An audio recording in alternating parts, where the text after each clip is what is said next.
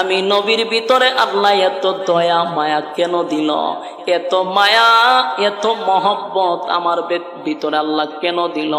আল্লাহ বলছে 70 বার দোয়া করলে কবুল করবে না। আমি নবীর মনটা চায় কোনো নাফরমানের জন্য যদি 100 বার দোয়া করি আমার আল্লাহ যদি এরপরও কবুল করে, আমি নবী এটা চাই। সুবহান। হযরত ওমর বলে, নবী গো,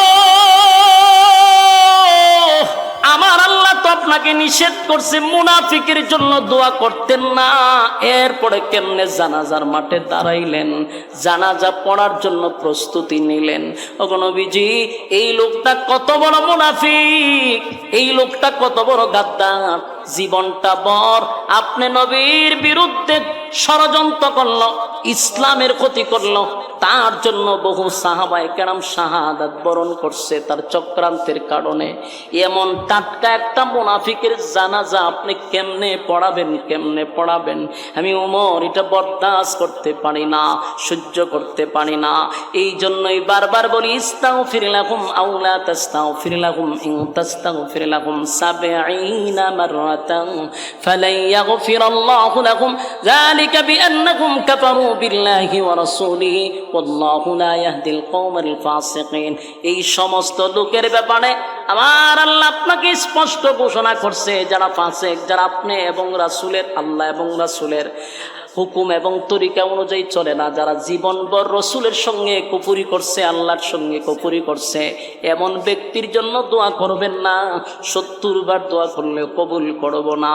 ওমর যখন বারবার নবীরে বারবার একই কথা বলতেছিল, আল্লাহর নবী বলেন, ওমর আমার উপর দিয়া মাতব্বরি কইরো না। বুঝতেছেন কথা? আল্লাহর নবী বলেন, এ ওমর, আমার উপর দিয়ে মাতব্বরি করো না। এই আয়াতটার মধ্যে আল্লাহ কি বলছে? বারবার তুমি পড়তেছ, আয়াতের মধ্যে আল্লাহ বলছে আমি দোয়া করব না, 70 বার দোয়া করলে কবুল করবে না। এই লই আয়াত।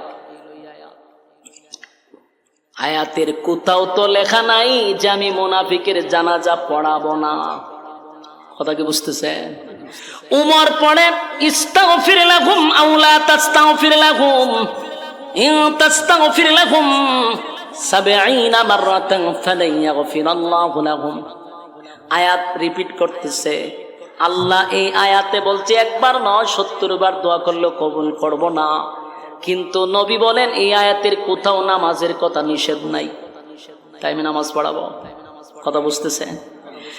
হযরত ওমর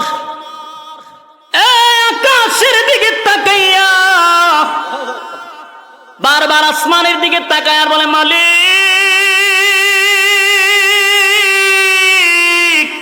কেমনে গো, নবীর সামনে আমি 2 বার 3 বার রিপিট করার পর নবী বলে জানাজা পড়াবে, জানাজা পড়াবে। ঠিকই তো দেখা যায় এই আয়াতের কোথাও নামাজের কোনো নিষেধ নাই, এই আয়াতের কোথাও মুনাফিকের জানাজার ব্যাপারে আল্লাহ নিষেধ নাই। আসমানের দিকে তাকাইয়া উমর বলে, মালিক নামাজের আয়াতটা আপনি নাজিল কইরা দেন। সুবহানাল্লাহ। হযরত ওমর আসমানের দিকে তাকাইয়া বারবার বলে, মালিক মুনাজাতের কথা নিষেধ করলেন, আল্লাহ আপনি জানাজার নামাজের কথা নিষেধ করে দেন গো।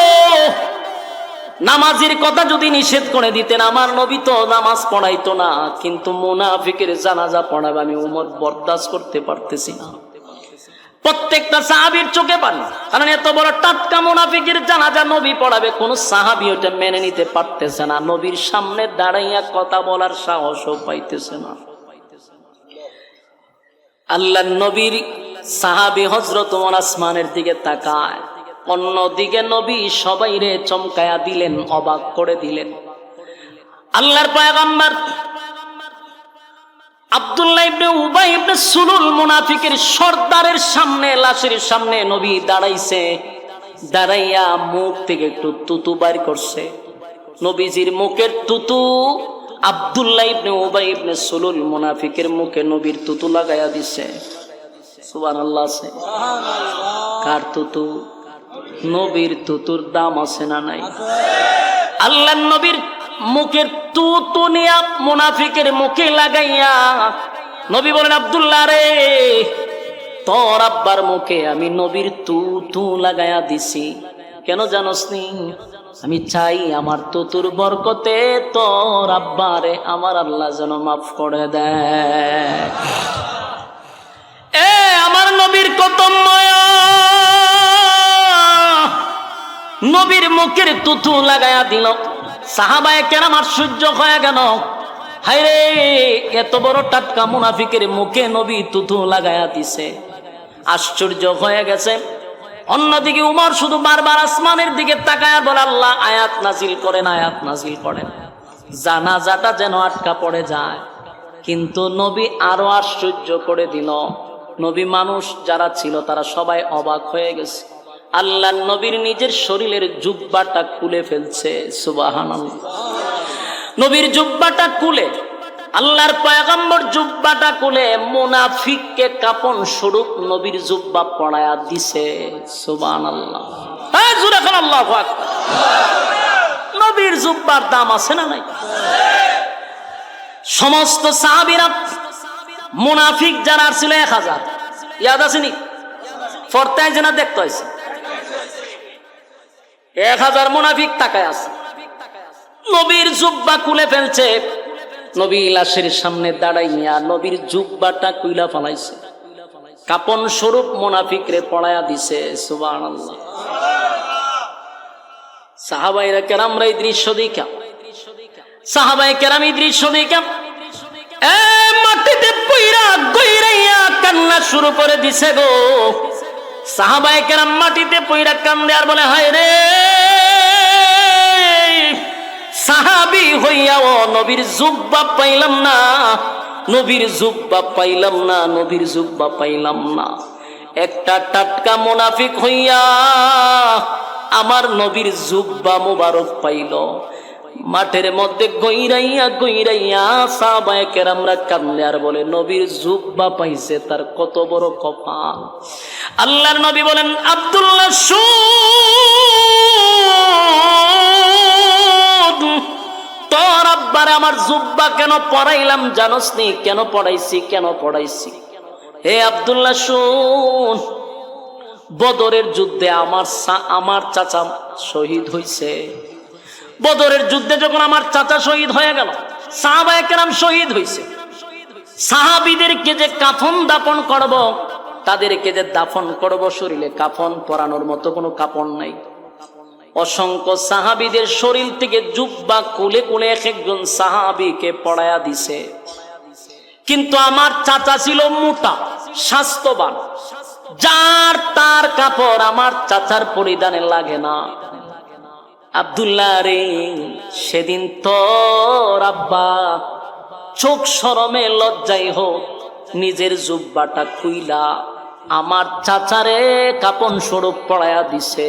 জুড়ে কোন সুবহানাল্লাহ। এ আব্দুল্লাহ, আমি তোর আব্বার কাছে ঋণী ছিলাম, তাই আজকে আমার জুব্বাটা তোর আব্বারে দিয়া আমি ঋণ থেকে মুক্তি হয়ে গেলাম, ঋণ মুক্ত হয়ে গেলাম, ঋণ থেকে মুক্ত হয়ে গেলাম। সুবহানাল্লাহ। নবী বলেন, আমার চাচারে তোর আব্বা জুব্বা পড়ায়া দিছিল, তাই আমি নবী তোর আব্বারে জুব্বা পড়ায়া দিলাম, ঋণ থেকে মুক্ত হয়ে গেলাম। সুবহানাল্লাহ। উপস্থিত সাহাবীরা এই দৃশ্য দেখার পরে 1000 মুনাফিক আসছিল জানাজার নামাজ দেখার জন্য। এই 1000 মুনাফিকের চোখ দিয়া পানি চলে আসছে। 1000 মুনাফিক কান্দে আর বলে, জীবন বরকার জন্য যুদ্ধ করলাম, জীবনটা বরকার বিরোধিতা করলাম, কারে মারার জন্য এত প্ল্যান করলাম, যেই নেতার নেতৃত্বে আব্দুল্লাহর পুত্র মুহাম্মদের বিরুদ্ধে ষড়যন্ত্র করলাম, আজকে সেই আব্দুল্লাহর পুত্র মুহাম্মদ আমাদের নেতারে নিজের জুব্বা পড়ায়া দেয়, নিজের মুখের তুথু আমার নেতার মুখে লাগায়া দেয়। এই দৃশ্য দেখার পরে আমরা বুঝতে পারলাম, মুহাম্মদের শত্রুর জন্য যদি এত মায়া হয় গো, মুহাম্মদের বন্ধুর জন্য কত মায়া। এ যুবক ভাইরা, 1000 মুনাফিক 1000 মুনাফিকের চোখের মধ্যে পানি, কান্দে আর বলে না, অন্যায় করছি, অপরাধ কইরা বানাইছি, জীবনটা বরে নেতার পরামর্শে আব্দুল্লাহর পুত্র মুহাম্মদের বিরোধিতা করলাম। আজকে যা দেখলাম এই লোকটা কোনোদিন খারাপ হতে পারে না। এই লোকটার ভিতরে এত মায়া আর মহব্বত, শত্রুর প্রতি যদি এত মায়া হয়, বন্ধুর জন্য কত মায়া হবে। আর শত্রু হতে চাই না, এবার আমরা বন্ধু হয়ে যাব। 1000 মুনাফিক জানাজার মাঠে মানুষকে সরাইয়া নবীর সামনে উপস্থিত। নবীর সামনে আছে, বলে আল্লাহর পয়গম্বর, যার জানাজা পড়ানোর জন্য আপনি দাঁড়াইছেন গো নবী, যার জানাজা পড়ানোর জন্য আপনি দাঁড়াইলেন, উনি হলেন আব্দুল্লাহ ইবনে উবাই ইবনে সুলুল, আমাদের নেতা। মুনাফিকদের লিডার ছিল এই আব্দুল্লাহ ইবনে উবাই ইবনে সুলুল। আমরা তার কর্মী, তার নেতৃত্বে আমরা ইসলামের ক্ষতি করতাম, তার নেতৃত্বে আপনার বিরুদ্ধে ষড়যন্ত্র করতাম, তার নেতৃত্বে আপনাকে মারার জন্য গভীর ষড়যন্ত্র চলত। নবীজি, আপনি তার জানাজা পড়ানোর জন্য দাঁড়াইছেন, আমার নেতার মুখে আপনি তুতু লাগাইছেন, আমার নেতার শরীরে আপনার জুব্বা কুইলা কাপড় শুরু পড়ায়া দিছেন। আজকের পর থেকে আপনার শত্রু হতে চাই না, আপনার বন্ধু হতে চাই। পড়ায়া দেন লা ইলাহা মুহাম্মাদুর রাসূলুল্লাহ। একটা জবান বন্ধ রাখবেন না, জুড়ে কোন সাল্লাল্লাহু আলাইহি ওয়াসাল্লাম। এ যুবক ভাইরা, এ দিলের কান লাগায় শুনেন, নবীর চরিত্র আর আখলাক দেইখা 1000 মুনাফিক কালেমা পইরা ঈমান আনছে শুধু নবীর চরিত্র দেইখা। কথা হয় না? কার চরিত্র দেখ? আমার নবীর চরিত্র দেখ। সাধারণ চরিত্র, কথা হয় না দি, আজিম চরিত্র। বলুন কি চরিত্র? আজিম চরিত্র। আল্লাহ কোরআনে যার চরিত্রের সার্টিফিকেট দিচ্ছে। সুবহান। ওয়া ইন্নাকা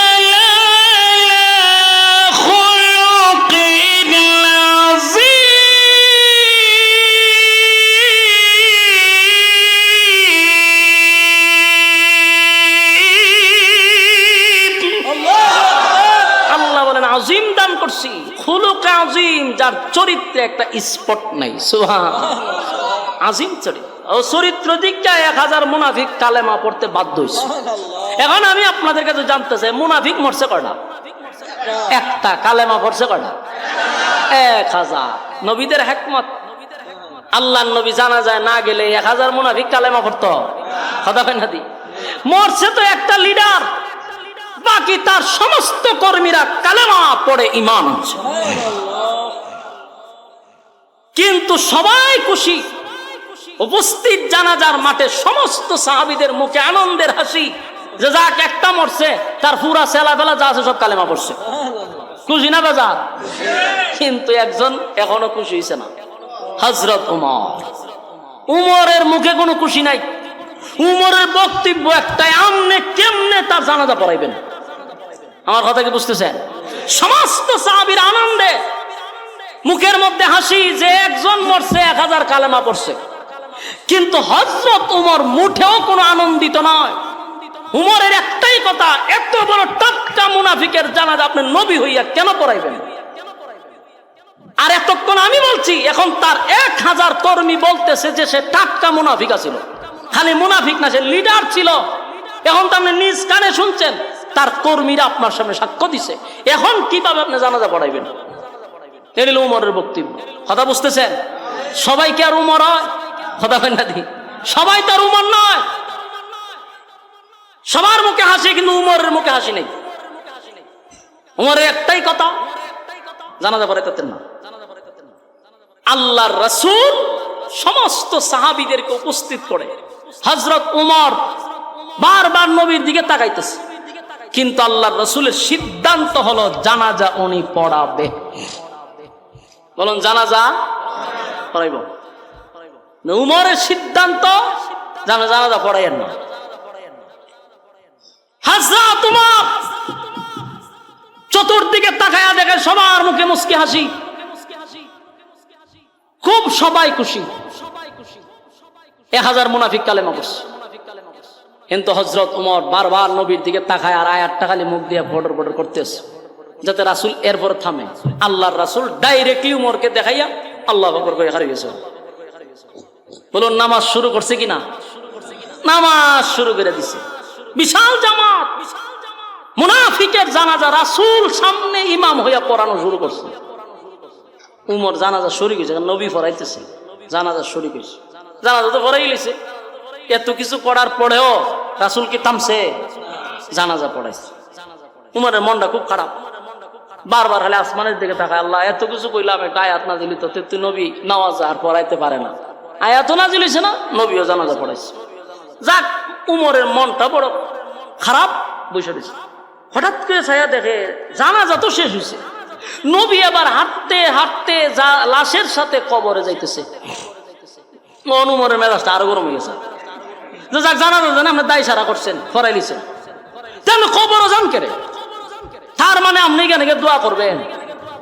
আল্লাহ যে দোয়া করার কথা নিষেধ করছে, আপনি এখানে গিয়ে এই কামও করবেন? উমর আর মান্না নিতে পারতেছে না। এতক্ষণ যাওই মানছে, যখন দেখছে রাসূল কবরও যায় তখন আর মানন যাইতেছে না। এখন করতো কি? রাসূলরে তো ডাইরেক্ট বাধা দেওয়া সম্ভব, কথা কয় না? নবীরে বাধা দেওয়া যায়? নবীরে বাধা দেওয়া যায়। উমর এখন করবে কি? এখন উমর আল্লাহরে ডাকা শুরু করছে, আল্লাহ আমনে ওই তাকায় দেখেন আপনার বন্ধু জাগা, তারা কি নামাজ পড়াইছে, খবরও যায় কেন? নামাজ পড়াইছে, কবরও যাওয়ার তো দরকার নাই। কোন রকম মুনাফিকের জানাজা পড়াইছে, শেষ। দায় সারা অনেক সময় আছে না, অনেক নেতাহারা জীবন কোরআনের বিরোধিতা করছে, ইসলামের বিরোধিতা করছে, টুফির বিরোধিতা করছে, দাড়ির বিরোধিতা করছে, এরপরে এরকম টাটকা শয়তান মরলে দায় সারানোর জন্য অনেক ইমাম বাধ্য হইয়া দাঁড়ায়। কথা দিয়ে কই না আপনারা? কষ্ট হইতাছে? বাস্তব কইছি না অবাস্তব? এরকম আছে না নাই? সারাটা জীবন খালি ইসলামের বিরুদ্ধে, কোরআনের বিরুদ্ধে, দাড়ির বিরুদ্ধে, মৌলবীদের বিরুদ্ধে, মাদ্রাসার বিরুদ্ধে তার অসংখ্য বক্তব্য। কিন্তু এই লোকটা যখন মারা যায় তখন এলাকার ইমামতি টিকাইতে গিয়া নেতাদের ভয়ে বাধ্য হইয়া জানাজার নামাজও দাঁড়াইতে হয়। খুব ভালো করে আজকে শুনলেন। এরকম একজন ইমামরে একজন আলেমে জিজ্ঞাসা করছিল যে আপনার সাথে আমরা চলি, আপনি এত বড় আলেম হইয়া কিভাবে তার জানাজা পড়াইলেন? ফরমালিটিও রক্ষা করা যাবে না। কথা বুঝতেছেন? এটা আমার কথা না, সামনে আয়াত পড়তেছি। ফরমালিটিও রক্ষা করা যাবে না। রাসূল সাল্লাল্লাহু আলাইহি সাল্লাম জানাজা পড়ানোর পরে যখন উনি কবরের দিকে যায়, উমর দাঁড়ায় গেছে, আর সহ্য হইতেছে। আসমানের দিকে তাকায়, আল্লাহ জানাজা পড়াইছে, এখন কবরে যায়, আপনি আটকান। বারবার আসমানের দিকে তাকাইতেছে। আল্লাহর রাসূল কবরের সামনে দাঁড়াইছে, তারে মাটি দিছে, দিয়া যখন শেষ তখন আমরা হারিয়ে দোয়া করি না? কথা হয় না? দি একদল জানাজার সাথে সাথে দোয়া করে, একদল জানাজার পরে দোয়া করে। কথা কই না? দি যারা জানাজার নামাজের শেষই দোয়া করে লাই, এর মতলব খারাপ, কারণ এরা খবর পর্যন্ত যাইতেছে না। কথা কই না? দি এরা একটা দলিল দিয়া কোন রকম বড় কাজ যেখানে সব বেশি উঠে তার যায় না। এরা ছোটখাটো নামাজের শেষ হয় দোয়া করে, দোয়া করে এরা জায়গা। নিয়ম হলো জানাজা শেষ, কবরে যাওয়া, মাটি দেওয়া পর্যন্ত, এরপরে দোয়া করেন, তাহলে সওয়াব কম না বেশি? 2 কেরাত সওয়াব পাওয়া যায়। এক একটা কেরাত উহুদ পাহাড়ের চেয়ে বেশি সওয়াব। এই শর্টকাট যারা করে এরাই কিন্তু সবচেয়ে বেশি সাইনবোর্ড লাগায় আশেক রাসূলের। এরা শর্টকাট করে, সওয়াব যেখানে বেশি কেন নাই, শর্টকাট চায় না। শর্টকাট করা যেত না। পড়েন আপনি জানাজার পড়ার পর নামাজ পড়ে দোয়া করছেন, অসুবিধা না, তিনটা জান্নাত করে খবর দেওয়ার পরে আবার দোয়া করবেন, ওখানে যায় না। রাসূল কবর দেওয়ার পরে যখন দোয়া করার পুরা প্রস্তুতি নিছে, হযরত উমরের শরীর দিয়ে ঘাম বেরিয়ে গেছে। যে আয়াত না রাসূল নিজে কইলো, যেটার অর্থ হইলো দোয়া করলেও আল্লাহ কথা হয় না। ইস্তাগফির লাহুম আও লা তাস্তাগফির লাহুম ইন তাস্তাগফির লাহুম 70 মাররাতান ফালান ইয়াগফিরাল্লাহু লাহুম যালিকা বিআন্নাহুম কাফারু বিল্লাহি ওয়া রাসূলিহি ওয়াল্লাহু লা ইয়াহদিল কওমাল ফাসিকিন।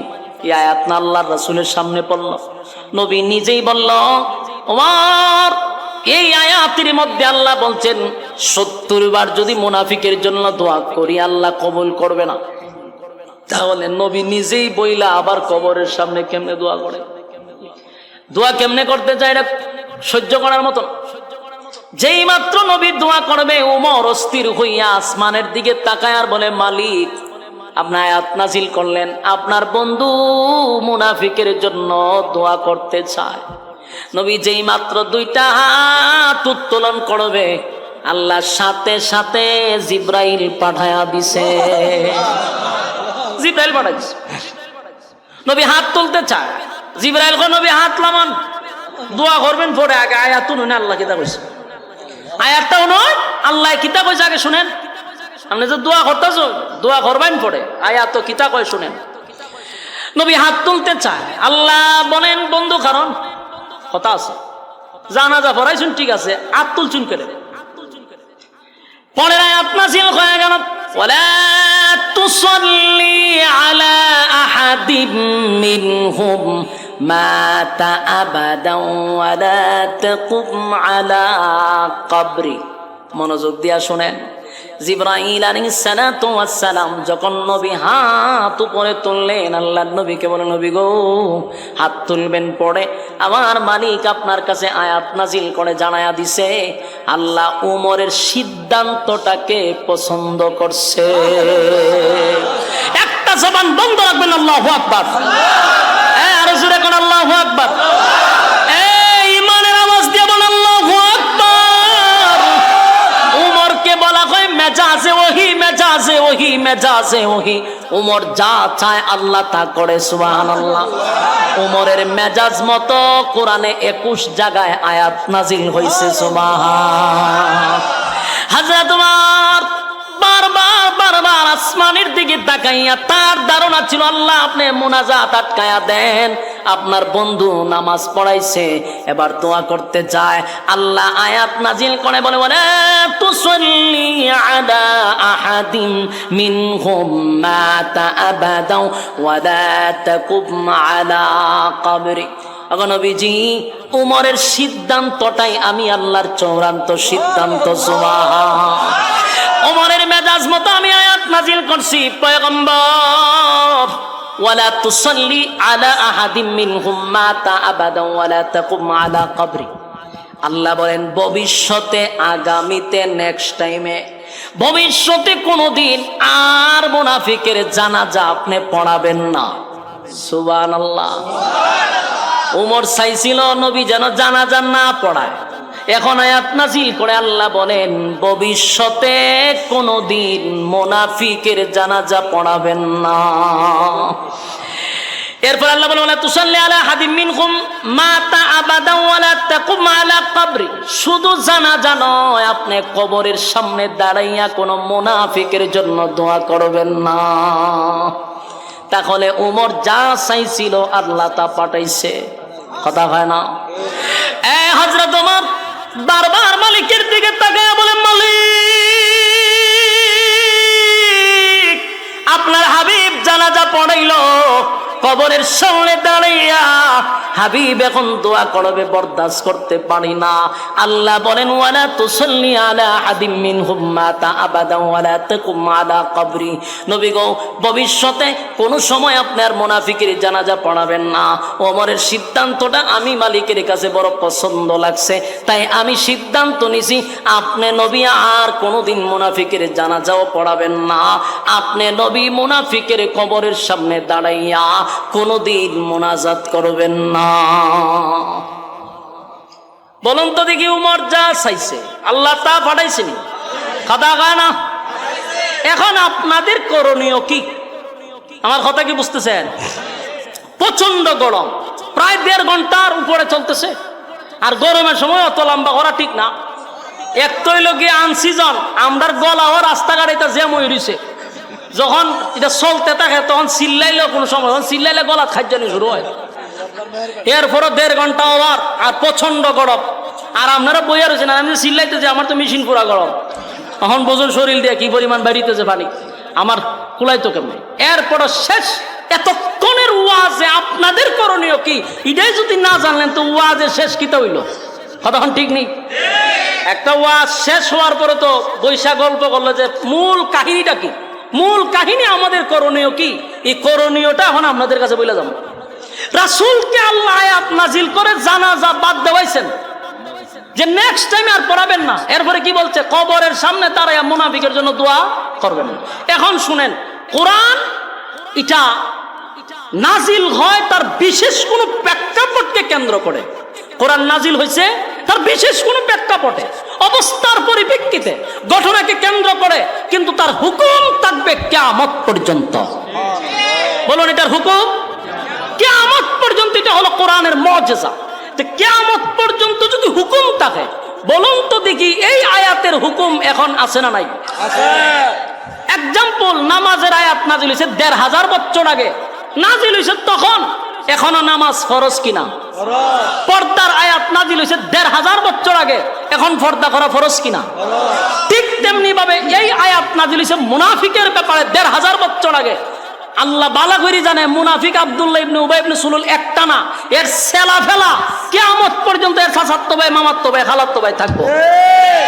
তাই উম্মতি মুহাম্মদের জন্য তার হুকুম হলো, উম্মতি মুহাম্মদের জন্য তার হুকুম হলো, আপনি যদি নবীর তরিকা অনুযায়ী জীবন যাপন করেন, আপনি যদি নিজেকে মুসলমান দাবি করেন, আপনি যদি আল্লাহর হুকুম মাইনা চলেন, আল্লাহর জাতের কসম, এই আয়াতের হুকুম হলো আপনি কোনোদিন মুনাফিকের জানাজা পড়বেন না, মুনাফিকের জানাজা উপস্থিত হবেন না। যারা সারা জীবন নবীর বিরোধিতা করছে, যারা মাদ্রাসার বিরোধিতা করছে, উলামায়ে কেরামদেরকে জঙ্গি বলছে, মাদ্রাসাকে জঙ্গি রাস্তানা বলছে, যারা কোরআনের বিরুদ্ধে কথা বলছে, আলেমদেরকে জঙ্গি বলছে, তারা মারা গেলে তাদের জানাজা আমরা পড়তে যাব না। বাস্তবে পারবেননি? কথা কই না দি? যেহেতু কোরআনের আয়াত হুকুম কিয়ামত পর্যন্ত, নিজেরে মুসলমান দাবি করলে আয়াতের হুকুম না মানলে আপনি মুসলমান না। সে যত বড় নেতাই হোক, যদি কোরআনের বিরুদ্ধে একটা কথাও বইলা থাকে, তওবা ছাড়া যদি মারা যায়, তার জানাজা আমরা পড়বো না। কুকুর বিড়ালের মতো রাস্তাঘাটে পড়ে থাকবে, তারপরে জানাজা পড়তে যাব না। আপনি যদি হুকুম না মানেন, নিজেকে মুসলমান দাবি করবেন না। কারণ কোরআনের হুকুম কিয়ামত পর্যন্ত, তার মানে উম্মতি মুহাম্মদি যারা, এই হুকুম আমার জন্য, আপনার জন্য। কথা হয় না দি? যদি মানেন মুসলমান, না মানলে নামদারি মুনাফিক। কথা হয় না? নামদারি মুনাফিক। এই আয়াতের হুকুম কিয়ামত পর্যন্ত। এখন আসুন মূল ঘটনা। মূল ঘটনা আমাদের করণীয় কি? মুনাফিকের জানাজা আমরা পড়বো না। কথা হয় না দি? মুনাফিকের জানাজা পড়বো না, গেল আমাদের করণীয়। এখন আসুন দেখেন তো, এতক্ষণের আলোচনা শোনার পরে কোনো একটা প্রশ্ন আপনাদের মাথায় আছে কিনা? আমি জানি আপনাদের মাথায় এটা ধরতেছে না, কিন্তু প্রশ্নটা রইয়া গেছে। প্রশ্নটা হলো, দেখেন তো দেখি, রাসূল সাল্লাল্লাহু আলাইহি সাল্লাম জানাজা কিন্তু পড়াইছে, জানাজা কিন্তু জানাজা পড়ায় কবরে যাওয়ার পরে আয়াত কিতা নাযিল হইছে, ওয়ালা তুসাল্লি আলা আহাদিম মিনহুম, ভবিষ্যতে নেক্সট টাইমে আর জানাজা পড়াবেন না। কথা বলুন, এই আয়াত নাযিল হইছে জানাজার আগে না পড়ে? বলুন, আগে না পড়ে? তাহলে যে আয়াত নাযিল হইছে আপনার ভবিষ্যতে পড়ায়েন না, এই আয়াত জানাজার আগে পড়ালে আয়াত নাযিল হইতে হয়। এই আয়াতটা যদি জানাজার আগে নাযিল হইতো, তাহলে তো জানাজাটা বাদ হয়ে যায়, জানাজার পড়ানোর প্রয়োজন হয় না। কিন্তু আল্লাহ এই আয়াত আগে নাযিল না করে পরে করলেন কেন? এই কেনটাই হলো আপনাদের প্রশ্ন করার দরকার ছিল। যে আয়াতটা তো নাযিল হইছে, ঠিক আছে, নাযিল হয়ে কি কইছে, আর নেক্সট টাইমে জানাজা পড়াইবেন না কোনো মুনাফিকের, এরার জন্য দোয়া করবেন না। এই আয়াতটা যদি আগে নাযিল হইতো, উমরেরও আকাঙ্ক্ষা থাকে না, আর জানাজাও হয় না। কিন্তু ফর হইল কেন? এই কেনটা বইলেই আমার ওয়াজ শেষ। মনোযোগ দিয়ে শুনেন। কেনটার তাফসীর কারক যারা, মুফাসসিরিনে কেরামের অর্থ বলছেন যে মূল ঘটনা হলো আয়াতটা পরে নাযিল হওয়ার কারণ হইল, আগে যদি নাযিল হইতো তাহলে নামাজ আর হয় না, জানাজা আর হয় না। দেখেন তো, মনে আছে না আপনারা, আব্দুল্লাহ যখন তার রাসূলের কাছে গেছিল, গিয়া কি বলছিল যে আমার আব্বা মারা গেছে, আপনি নবী জানাজা পড়াইয়া দিলে আমার আল্লাহ আমার আব্বার গুনাহ আল্লাহ মাফ করে দিতে পারে, বলছিল কিনা? নবী কি বলছে? আমি তোমার আব্বার জানাজা পড়াইয়া দিব। বলুন, নবী কি বলছে? আমি তোমার আব্বার জানাজা পড়াইয়া দিব। আর আব্দুল্লাহ করছে কি সারা এলাকা পাবলিসিটি করে দিচ্ছে। নবী করছে ওয়াদা আমি পড়াবো, আর সেও কি করছে পুরা এলাকা দিছে বাষ্ট কইরা। এখন নবী যদি জানাজা সেদিন না পড়াইতো, আল্লাহ যদি আয়াত দিয়া জানাজা বন্ধ করে দিত, নবীর কথার ওজন থাকে না।